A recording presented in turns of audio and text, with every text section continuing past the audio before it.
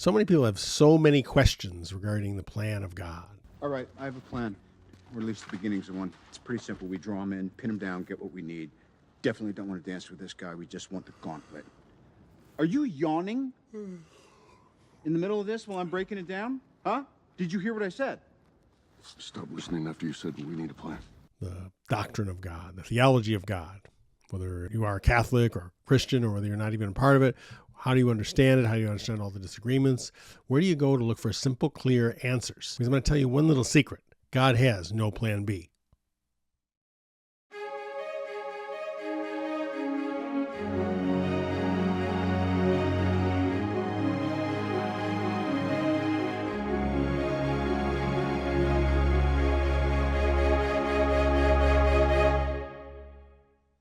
Hi, welcome to the Catholic Skeptic. My name is Hugh. Glad you could join me today.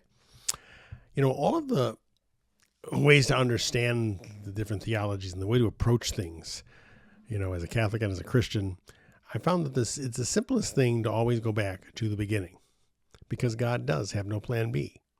And we're going to actually do what I'm going to actually do with this particular video and the next few with it is to go through some things in the first 3 chapters of Genesis. Because yes, I do believe, along in the title terminology with Ken Ham, the answers are in Genesis, not answers as to try and prove that the Earth's only 6,000 years old, or the 24-hour days must have to be literal 24-hour days. Nothing that kind of stuff, but just insights into God's plan, God's theology that I believe He placed in the very poetic yet clear teachings of the first 3 chapters of Genesis. There's just some really wonderful, precious gold in there.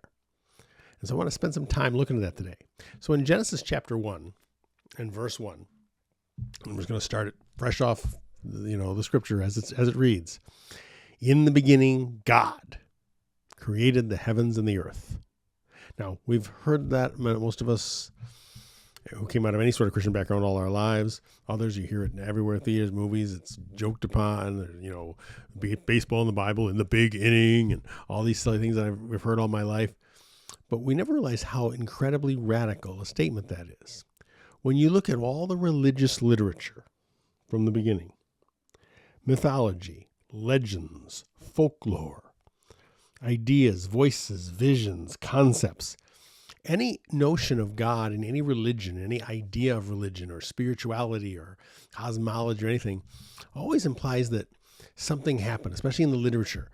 The earth, the sky, the earth saw the sky, and the earth and the sky fell in love, and they begat a God who in turn did this, that, and the other thing, and this accomplished and that accomplished step by step. In other words, there's always some sort of an origin for God. God emerged from here, God emerged from there. Where the Bible takes a radical different stand, and even secular scholars whom I took courses in college of Bible literature courses would say the same thing. The Bible is radically different, especially Genesis, especially in this first verse. In the beginning, God. The God of the Bible, whether you believe in this God or not, is not willing to, nor does He show any accountability to anyone.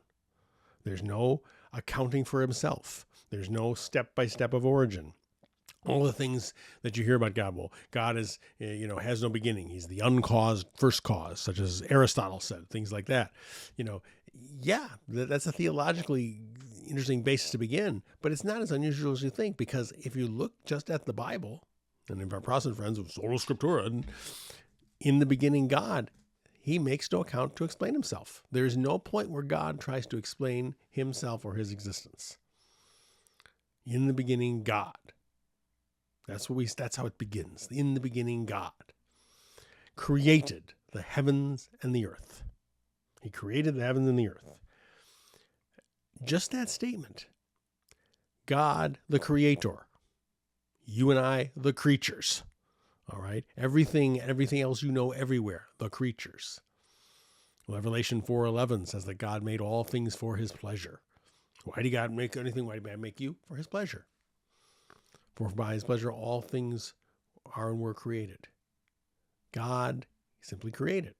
Now, it's important to make that note of the word created. All right. The Hebrew word bara, creation. The Latin ex nihilo, which is well transliterated ex nihilate. You say, well, what's ex nihilate? Well, you can understand that by understanding the opposite word, because the opposite of ex nihilate is annihilate, a word in our language. All right, if you speak English. All right, annihilate, to destroy, to wipe out. God ex nihilated. He created the heavens and the earth. In other words, God created everything out of nothing. There was nothing, and God made something. Now, people will struggle and stress about what did God do before creation? That's a time word. God actually created time. By the way, for the Genesis literals, not to the fourth day.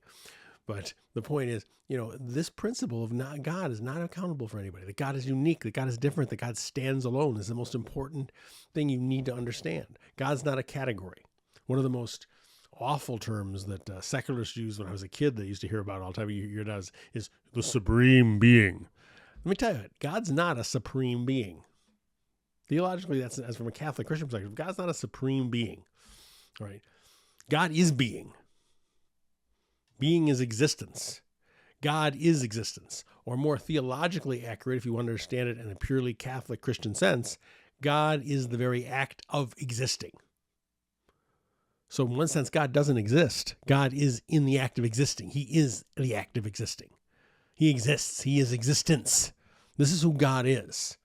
This is why there's no accountability on the part of God toward anyone else. Because there's no one higher. God's not a category. It's not like if you looked at the evolutionary chart, you see with the various ape-like creatures to Cro-Magnon, to Neanderthal, to Cro-Magnon, to human, there's another stage or whatever. No, it's not like that. Or some Christians try to use that a similarity to that in terms of gods and angels, and then or humans, then angels, then God. No, because angels have this very much in common with humans. Real angels in the Christian understanding of the word. They are creatures. We're creatures. Now, not creatures like creatures, but creatures as in created ones. God is the creator. God made everything out of nothing. And God, theologically, and I'm just jumping several steps ahead here, just a Catholic principle that we want to understand, and Christian principle, God not only creates us, but holds us in existence. A creation is only strong as what it's made out of. Since we're made out of nothing, but the sheer will of God to make us, then it's only by God's will that he holds us in existence. Your existence, my existence, whatever you may believe, you're held in existence by the sheer will of God. And when you look at the natural world, the natural order, you understand that. All the matter, all of the energy, the neutrons, protons, and electrons, rotating at a velocity of 186,000 miles per second. That swirl of energy that makes up matter. This incredible force, which shows us nothing is in motion. When you're totally standing or still, you're in motion as far as the reality of the physics goes of the thing. Yet, understand this. Nobody understands why that stays together. Why doesn't it just fly apart? What holds us together? What holds the material universe together? Why does the material that exists in this universe held together? There's a verse in Colossians chapter 1, verse 17. I used to quote a lot as a Protestant pastor. It says, he is before all things, and by him, the Bible says, all things consist. Colossians 1:17, all things consist or are held together by him. And I used to use phrase it this way, and I wasn't original. I heard it from somewhere, but it was good, and I used it. I used it so much people thought it was my own. God himself is the very force that held the nails together, that held him on the cross. Christ himself is the power that held together the nails, which in turn held him on the cross. All right. The reality of who he is and the reality of the universe that are. Now, when we make things, when we create things, we make things out of things that are here. We take wood, form it into something. Glass, glass is blown, and we make the glass, and it's structured that way. Concrete, steel, everything, put it together. Architecture, design, blueprints, construction, creation, all those things. But God didn't make us out of something. He made the essence of matter and all that we are. That is one thing that he made and created. And that's beyond anything we can really comprehend. He is God. In the beginning, God created the heaven and the earth. This is the reality of who he is. This is the reality of his origin. And this is the reality of creation. And this is one of the most important truths in the Bible, in the very first verse of the book of Genesis. In the beginning, God. I've heard some say that the Hebrew rendering would be more like in the everlasting past God, however you want to phrase it. God, he's the beginning. And of course, there's a parallel verse in the New Testament, the Gospel of John, chapter 1. In the beginning was the Word, and the Word was with God, and the Word was God. All right, talking about the New Testament reality of Christ and who he is. And that plays in point too, because in the next verse, Genesis chapter 2, it says, and the earth was without form and void, and darkness was upon the face of the deep, and the Spirit of God moved upon the face of the waters. Literally hovered or brooded on the face of the waters. That's a better rendering of that. Without form and void. Tohu abohu. All right. The Hebrew words that mean formlessness and chaos and swirling disorder. Everything is disordered mess, but it's matter. It's the impressions of what matter is and all of these things. Now, why is it without form and void? Will be another, probably in the next video, we're going to deal with that. But what you have is this destructive, swirling, massive mess of stuff with darkness and everything. This is what exists before the eyes of God when God, in the beginning, God created the heaven and the earth. This is what we see. Now, how did God make it that way initially? There's a question there. We'll deal with that later. But think about just the reality of that condition. And then, of course, you have those amazing words in verse 3. And God said. And God said. Now, people debate, well, how do you say? Did he have vocal cords? Was there anybody hear it? Was there sound? All these kind of really silly kinds of questions. Because Genesis is not a scientific book. It's not about science. It's not about mechanics.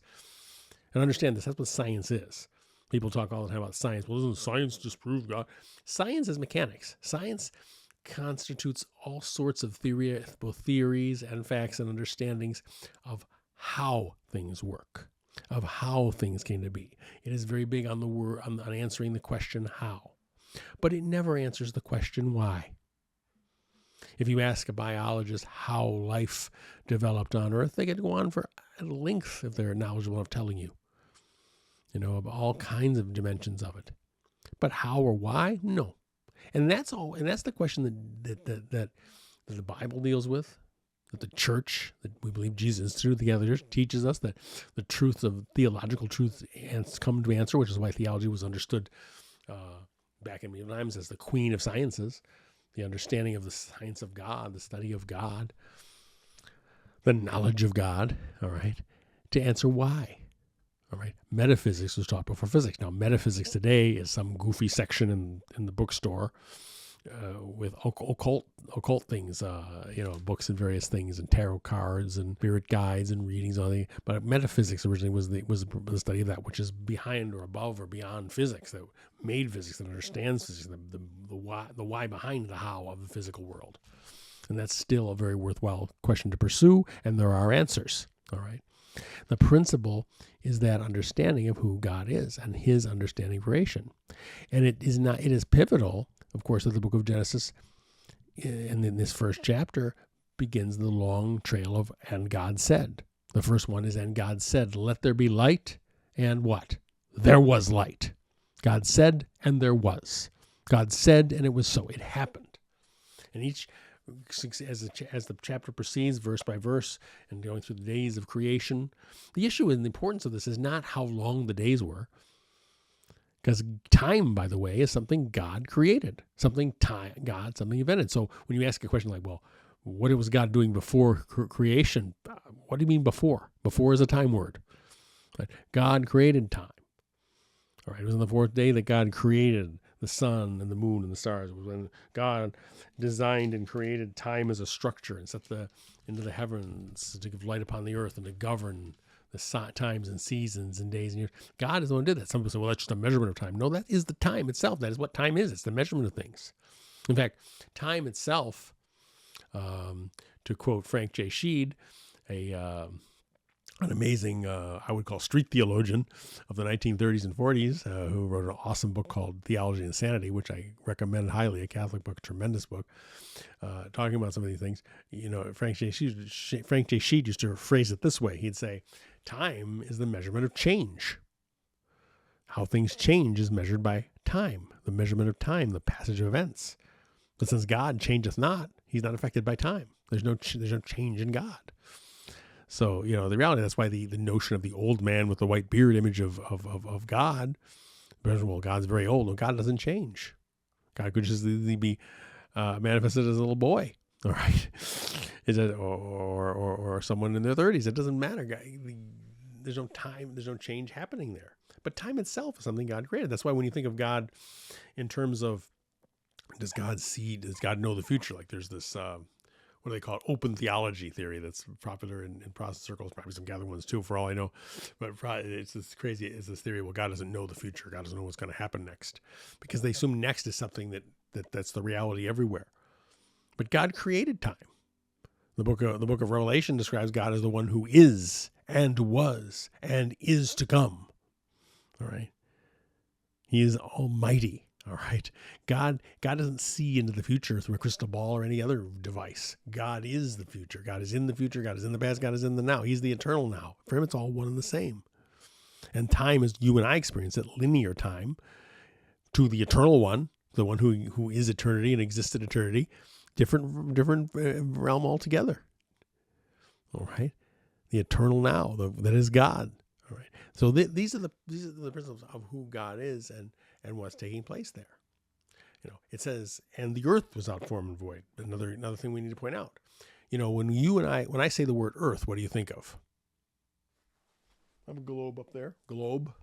Think of the earth, the planet. You understand, though, that according to Genesis, all right, the book of Genesis, chapter 1 and verse 10, it says let's look for verse 9. God said, let the waters under the heaven be gathered together into one place, and let the dry land appear. And it was so. And God called the dry land earth. God called the dry land earth. God didn't name the planet Earth. He called the dry land of the planet Earth. From a purely biblical perspective, for the literalist fundamentalists out there, for a literal perspective, if you get on a boat, as Jesus often did, and are out onto the water, you've left the earth. All right, the earth is the dry land, and it's interesting that the way that Genesis begins, it says, "And the earth was without form and void, and darkness on the face of the deep, and the Spirit of God moved upon the face of the waters." But it isn't until we get down to verse 10 that God speaks of something called the dry land, the earth, rather the earth, the dry land, which he calls the earth. This is creation from God's perspective, and all the rambling on of debates in the Protestant world, of course, the young earthers and those who are focused on just literal 24-hour days, 24-hour days, and it's only 6,000 years ago, and blah blah blah blah blah. That's not the point of anything in that. All right, and it's not. I'm saying by saying that we need to believe in evolution. I'm not by any means endorsing that either. I'm simply saying these concepts of how long something took, that's not the point. All right. The point is that God's the creator. And that God said, let there be light. And there was light. What did he do? The tohu and bohu, the without form and void that was there, verse 2, he spoke order into it. Where there was darkness, let there be light. Where there was chaos, there was order. Things were ordered. He created. That's what was taking place. Let there be light. And of course, there was light. He said. And then one of the very first acts of God, verse 4 says, and God saw the light, that it was good. And God divided the light from the darkness. God divides. I know everything's about unity. God wants to bring unity. It's unity, unity. When the Protestant, everything was about unity. And in the Catholic Church, unity. We have to have unity. God's a divider. Jesus said in Matthew chapter 10, think not that I came to bring peace, but a sword. I've come to set a man against his father, and daughter against his mother, and mother-in-law against daughter-in-law. The man's enemies are those of his own household. Wow. And then he explains himself a little further. He says, he that loves father or mother more than me is not worthy of me. He that loves son or daughter more than me is not worthy of me. He takes not up his cross and follows after me is not worthy of me. He basically tells us that he is putting himself in the center as our first love, as the first one, the one to pursue in our lives. And that's going to upset the balance of any household, any family, any gathering, any group of friends, anything at all. Truth will divide in order to bring out purity and unity. And God divided the light from the darkness. There was a division that took place, an activism. And he continues throughout the process of creation. And God said this, and God said that, and God said this. And then again, that's where John 1:1 comes in. In the beginning was the Word, and the Word was with God, and the Word was God. The same was in the beginning with God. By him all things were made, and without him was anything made that was made. Jesus, the Word, the living Word of God. Now it's interesting. The word there is the Greek is the word logos. All right. That's where we get the word logic. Yes, it is the classical Greek word for word, but it's a word for meaning, for purpose, for logical formation. The famous Stoics, remember the Stoics and Epicureans who challenged the Apostle Paul in the book of Acts? Stoics believed strongly in the logos, logic and principle and reason and the importance of reason. And I've said before, the notion that Martin Luther tossed around of despising reason and faith somehow departs from reason, when God himself says in Genesis chapter 1 and verse 18, come let us reason together, saith the Lord. God is very reasonable. Paul, in the book of Acts, reasoned with them according to the scriptures. Reason is priority to what God does. God is reasonable, and there is reason in God. A man named Viktor Frankl, a psychiatrist who had spent time and survived the concentration camps, including Auschwitz, and wrote some tremendous books. He has a school of therapy called logotherapy. And it's about the therapy of meaning. Now, I have some knowledge of this. I wrote a dissertation on this. There's several schools of logo and developments of what's called logotherapy. Irvin Yalom was a famous psychiatrist who advocated it. Irvin Yalom was an atheist and focused primarily on the fact that life is meaningless, that there's a meaninglessness, and many who are in existentialism and existential thought follow this pattern, and logotherapy is a part of existential psychology, which deals with the elements of existence. But Frankl's our primary contribution was the idea that a man or woman, in order to make sense out of their life, needs to find meaning in their life. The point is meaning. The point is not. He was asked once, how do you tell the difference to a Freudian? What's the difference between psychoanalysis and logotherapy? Can you come up with a way to explain it? He goes, well, you do it in one sentence. And he said, well, in psychoanalysis, you lay down on a couch and say things you'd rather not say. Whereas in logotherapy, you sit up in a chair and hear things you'd rather not hear. The idea of the therapist as an instructor, as a teacher, as guiding the individual, that they discover their life meaning. There's a theological dimension to that now. He doesn't believe, and he makes it very clear in his book, Man's Search for Meaning. That it's not a search for finding, asking what meaning is, but rather it's life that's asking you the question. You have to discover that meaning in your own life. But again, it's all circles around the word of logos, which is meaning. So when it says in the beginning was the word, in the beginning was the logos, that's a very important principle. And the Greek word for beginning is arche, which is a term of authority, arche, arch, authoritative structure, anarchy is the opposition to order and to government and things of that nature. Well, that's the principle. Arche is authority.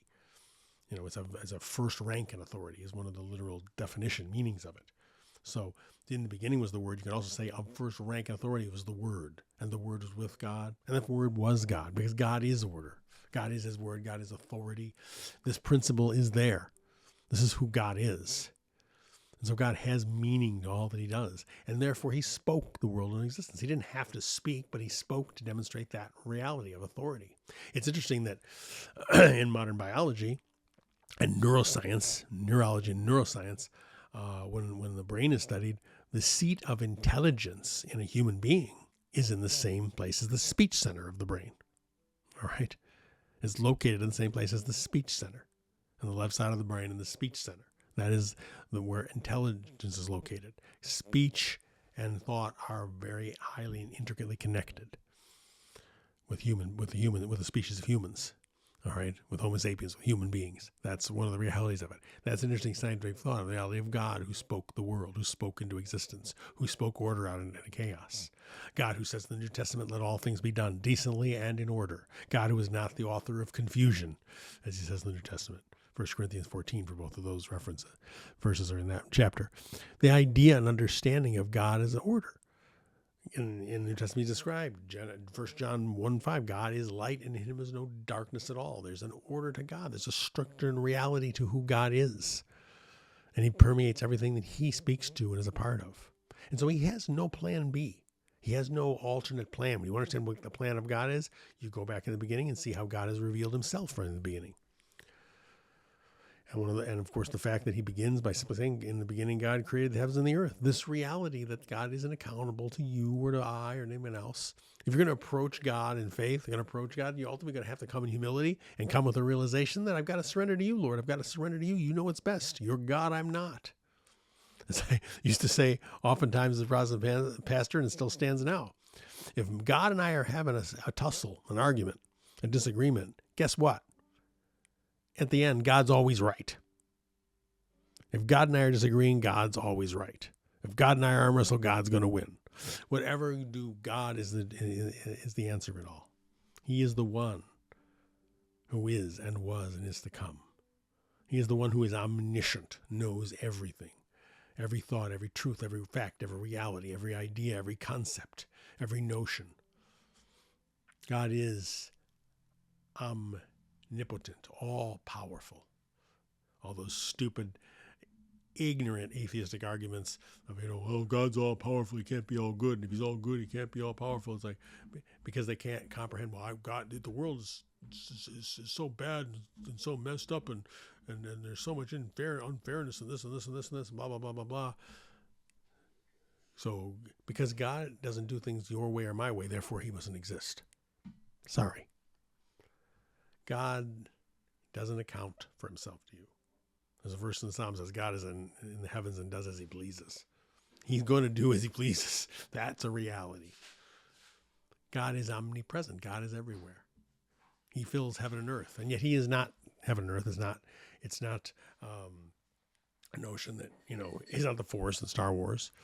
Star Wars was not God. Star Wars is a power that, or an energy that's created by all living things, according to Obi-Wan Kenobi. All right, God's not that. God exists. The reality that God, he created everything. He is the creator, so he is separate and distinct from creation. And yet he fills heaven and earth. Yet he's always there, not part of him, but all of him, everywhere, always. This is the reality of who God is. This is the God that we get to know. This is the God who reveals himself in his word. He reveals himself in nature. He reveals himself in his word, in the law and the prophets, in the person and work of Jesus Christ. And that Jesus Christ founded a church, a living church, an infallible church that has that truth. This is the reality of who God is. But it always comes back to that verse of Genesis. In the beginning, God created the heavens and the earth. He is the creator. He is the creator. He knows what to do. One preacher used to use the example of a manual. If you don't know how something works, you have to go to the owner's manual. You have to find out what it was that created. Well, we don't have an owner's manual. Yeah, we do. We have the Bible. We have his church here to teach us. His truth has been revealed to us, and that reality we know. But it starts with that simple reality of understanding who God is. He is the one who is arche, first authority, and his word is first authority. What he says goes. The reality of who he is and what he's said and what he's done. In the beginning, God. He has no plan B. There are no alternatives. Well, there's things that happen in the book of Genesis. The fall of man, the promise of redemption. Yes, absolutely. But the plan of God hadn't changed. The plan of God hadn't changed at all. It was still the same. He created us for himself. As the St. Augustine said, and our hearts are restless till we rest in him. Again, as Revelation 4:11 says, all things created for his pleasure, they are and were created. He created everything for his pleasure. Why did God make you? God made you for his pleasure. What does the Catholic Church disseminate it as? God made me to know him and to love him and to serve him in this world and be happy with him forever in the next. You created to know him, to have a relationship with him, to love him, to serve him. This is a reality. And purpose and plan for our lives, what he's called us to do, all of that stuff, he has designed it. He's established it, and he'll communicate it because he is the great communicator.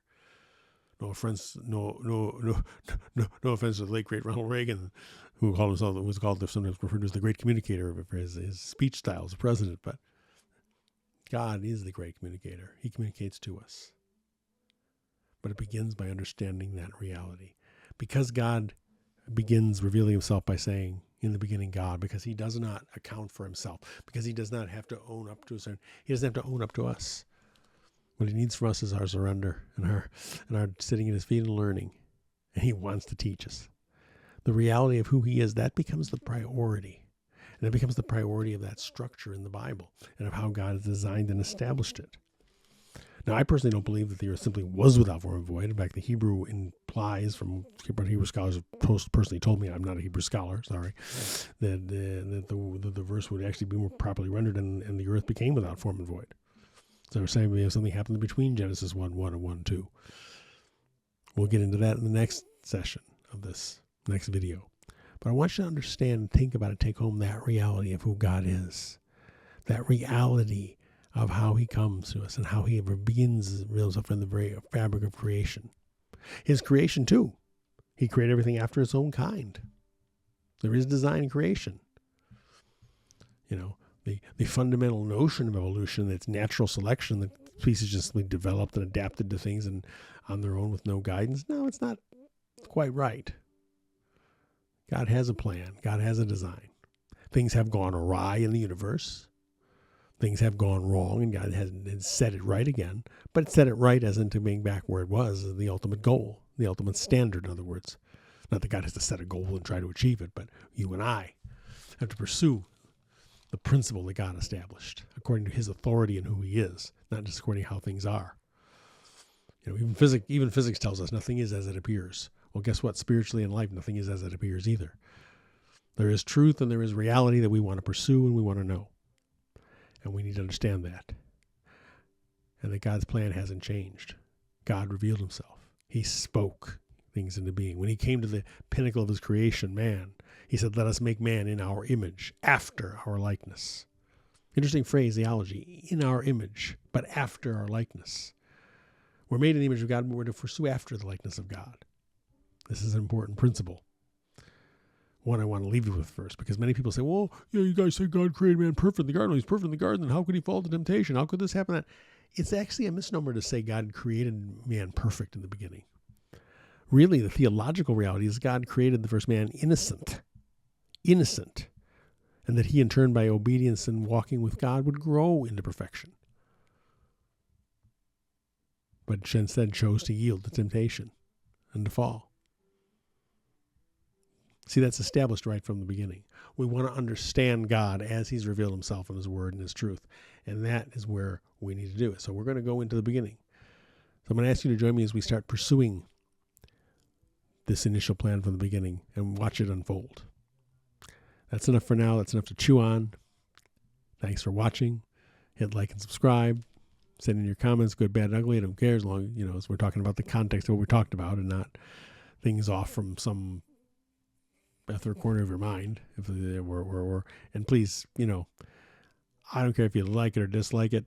Doesn't really matter to me. I hope you like it, but insults are a waste of time. I could care less what you think of me.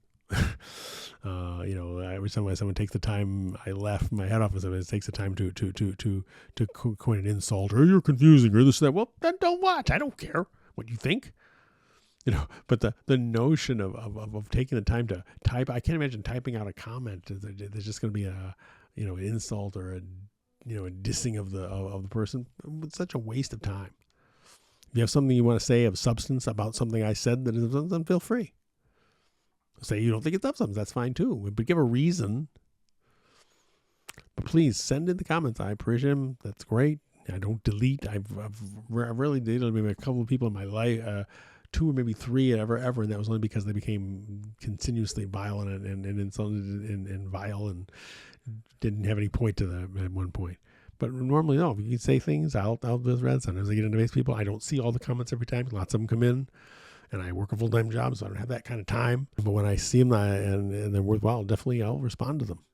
And I've gotten into some long discussion threads with people, and that's always appreciated. It's great. I like it. It's a good time. Pray for me. I'll pray for you. Thanks for watching. See you next time.